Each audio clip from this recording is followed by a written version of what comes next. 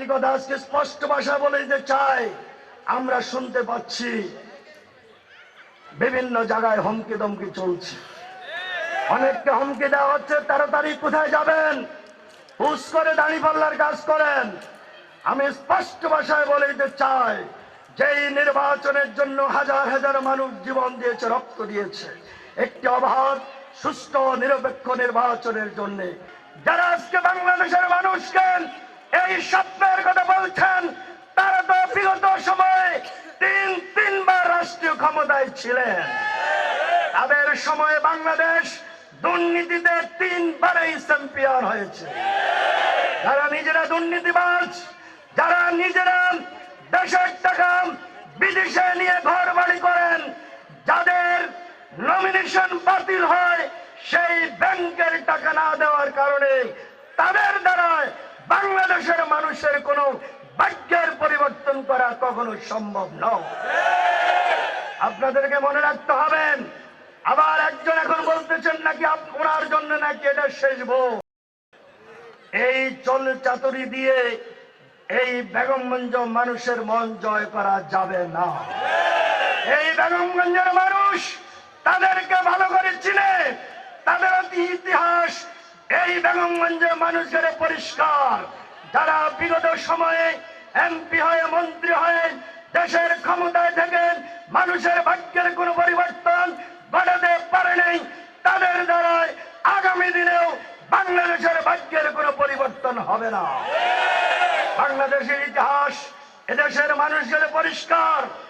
এদেশে বাংলাদেশে জামাত ইসলামীর যারা 2 জন মন্ত্রী হয়েছিলেন, 18 জন, 17 জন, 10 জন, 3 জন, 2 জন এমপি হয়েছিলেন।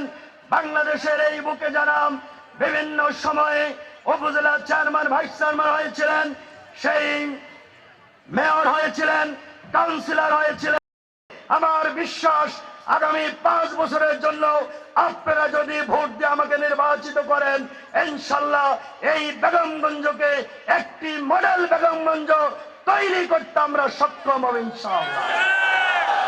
রাজগঞ্জ ইউনিয়নের প্রতিটি রাস্তা, পোল, কালভার্ট, স্কুল, কলেজ, মাদ্রাসায় হাঁটা যাওয়া, চলাফেরা করা, কথা বলার আমার সুযোগ হয়েছে। আপনাদের কোথায় কি সমস্যা আছে এগুলো আমার সব কিছু জানা রয়েছে। আপনাদেরকে নতুন করে কোনো কিছু আমাকে বলতে হবে না। আমি যদি সময় থাকতো আপনাদের এই ইউনিয়নে কোন রাস্তায় কি সমস্যা, কোন স্কুলে কি সমস্যা, কোন বাজারে কি সমস্যা, 1 মিনিটে আমি ইনশাআল্লাহ বলে দিতে পারবো আপনাদের কোথায় কি সমস্যা রয়েছে। সম্মানিত সুধীমণ্ডলী, সাংবাদিক বন্ধুগণ, প্রশাসনের কর্মকর্তাবৃন্দ, এই রাজগঞ্জ ইউনিয়নের উপস্থিত সংগ্রামী জনতা, বাজারের ব্যবসায়ীবৃন্দ, আল্লাহ রাব্বুল আলামিনের দরবারে লাখ কোটি শুকরিয়া আদায় করি, যার একান্ত মেহেরবানিতে আজকের এই জনসভায় আল্লাহ রাব্বুল আলামিন আমাদেরকে আসার, বসার, কথা বলার তৌফিক দান করেছেন। এজন্য আমরা শুকরিয়া আদায় করি আলহামদুলিল্লাহ।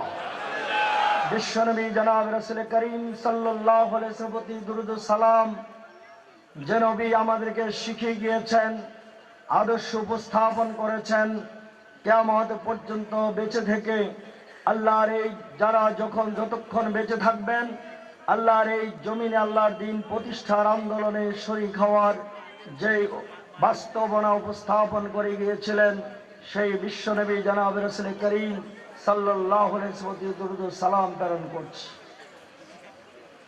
স্বাধীনতার 1971 সাল সহ বিগত 24 জুলাই এবং আগস্টের ঐতিহাসিক আন্দোলন সহ বাংলাদেশের এই জমিনে দেশের জন্য, দেশের মানুষের জন্য যারা জীবন দিয়েছেন, রক্ত দিয়েছেন, ফাঁসির মঞ্চে ঝুলেছেন, আল্লাহ রাব্বুল আলামিন 71 থেকে পর্যন্ত সকল শহীদদেরকে আল্লাহ রাব্বুল আলামিন জান্নাতের সর্বোচ্চ মাকাম দান করুন। জুলাই এবং আগস্টের ঐতিহাসিক আন্দোলন করতে গিয়ে যে সকল ভাই এবং বোনেরা বিভিন্ন হাসপাতাল, বাড়িতে আজকে কষ্টের জীবন যাপন করছেন, আহত অবস্থায় থেকে আল্লাহ রাব্বুল আলামিন তাদেরকে সুস্থতার নিয়ামত দান করুন। সম্মানিত উপস্থিতি, ইতিমধ্যে আপনারা আজকের এই জনসভায় আমাদের নেতৃবৃন্দর পক্ষ থেকে গুরুত্বপূর্ণ আলোচনা শুনেছেন। আগামী 12ই ফেব্রুয়ারি যেই নির্বাচনটি অনুষ্ঠিত হতে যাচ্ছে, এই নির্বাচন বাংলাদেশের জন্য অত্যন্ত গুরুত্বপূর্ণ একটি নির্বাচন। এই নির্বাচনটি এমন একটি মুহূর্তে হতে যাচ্ছে যে এই নির্বাচনের দাবি আদায় করতে গিয়ে এদেশের অনেক মানুষ, ছাত্র, যুবক, বৃদ্ধ, শিশু পর্যন্ত অকাতরে জীবন দিয়েছেন, গলির সামনে নিজেদের বুক পেতে দিয়েছেন। আপনারা জানেন, সেই শহীদ আবু সাইদ থেকে শুরু করে সেই মুগ্ধ পর্যন্ত অসংখ্য শহীদের রক্তের বিনিময়ে 5ই আগস্ট বাংলাদেশের ঐতিহাসিক একটি পরিবর্তন আসে। আমরা মনে করেছিলাম 5ই আগস্টের এই বিপ্লবের পরে, পরিবর্তনের পরে এদেশের মানুষ সুন্দরভাবে জীবন যাপন করবে, বাংলাদেশে একটি অবাধ ও সুষ্ঠু নির্বাচন হবে।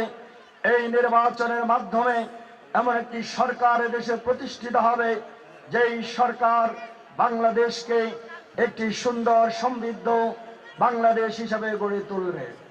কিন্তু আমরা দেখতে পেলাম 5 তারিখের আন্দোলন সংগ্রামের মধ্য দিয়ে যখন দেশের পরিবর্তন হলো, সেই পরিবর্তনের পরে আবার সেই 17 বছরের যেই প্যাসিস্ট আমরা দেখেছি, যেই আমরা অত্যাচার দেখেছি, নির্যাতন দেখেছি, নিপীড়ন দেখেছি, চাঁদাবাজি দেখেছি, টেন্ডারবাজি দেখেছি, কিন্তু দেখা গেল 5ই আগস্টের পরে পুনরায় বাংলাদেশের বুকে আবার সেই নতুন প্যাসিস্টের আগমন ঘটতে আমরা দেখেছি।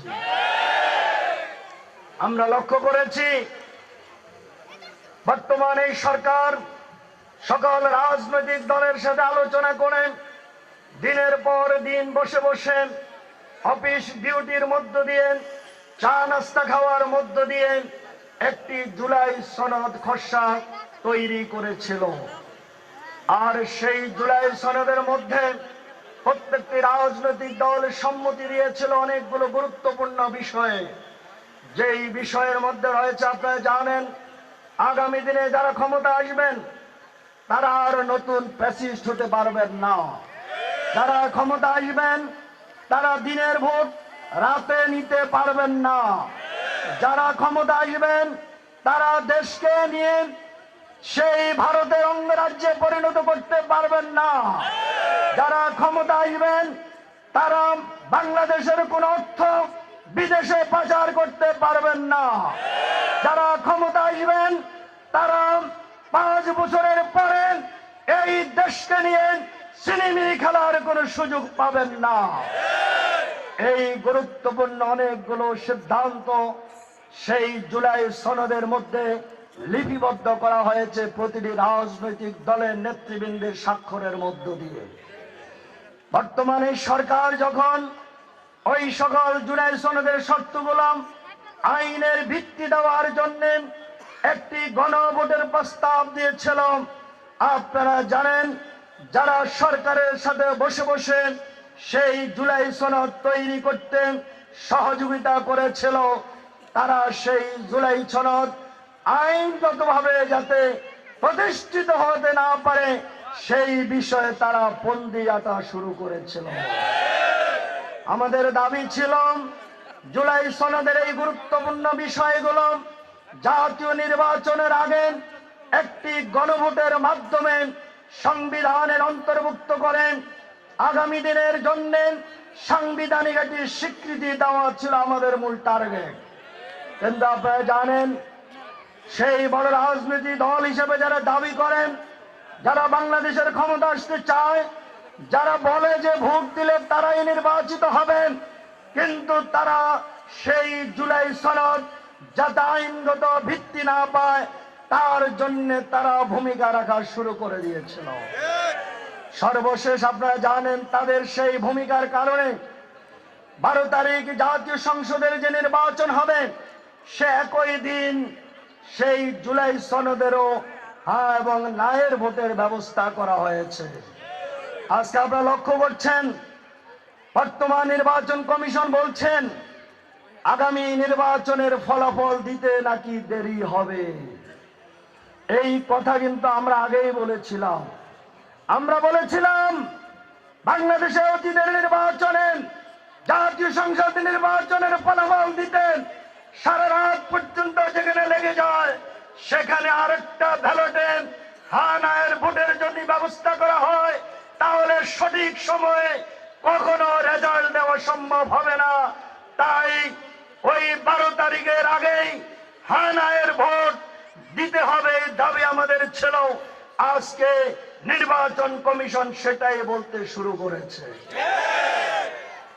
সম্মানিত ভাইয়েরা আমার, ওই রাজনৈতিক দল দাবি করেছিল হানা ভোট যাতে না দেওয়া হয়, দাবি করেছিল 12 তারিখের আগে যাতে হানা ভোটের ভিন্নভাবে বাস্তবায়ন না হয়। ওই কেয়ারটেকার সরকার এবং নির্বাচন কমিশন সেদিন এই ব্যবস্থা করে দিয়েছে।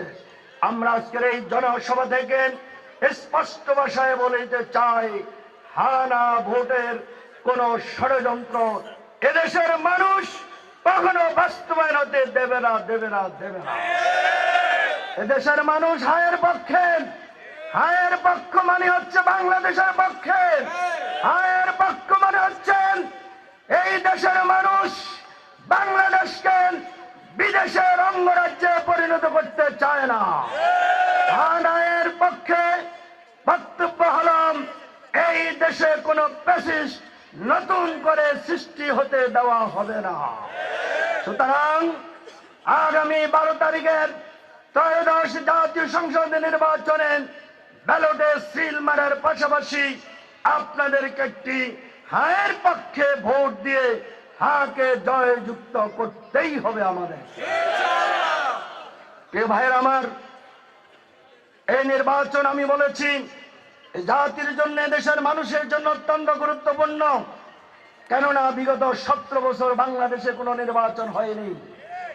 আমার এই মাঠে অনেক ভোটার আছেন যারা বিগত 17 বছর কোনো ভোট দিতে পারেন নাই।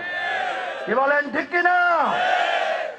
এই দেশের মানুষ অনেক দিন পর্যন্ত তাদের কোনো রায় দিতে পারে নাই, তাদের মনের মতো কোনো প্রার্থী বা মার্কাকে ভোট দিতে পারে নাই।